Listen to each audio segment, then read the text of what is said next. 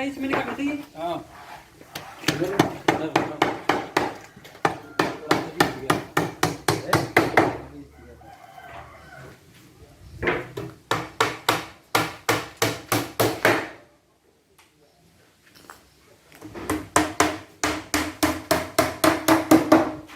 Titingan kan. Ayan, ito.